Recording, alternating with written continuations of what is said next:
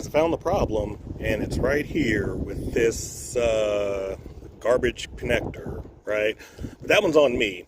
I was being lazy. I got her together last night, and I wanted to put her up in the air, and I didn't do the work, so I used a crappy connector, and it failed, so lesson learned. What I also find interesting is there was just enough of a disruption in power to where I heard my transmitter say, signal loss, but the DJI-03 air unit kept recording, so interesting. I don't know. Maybe it's just me.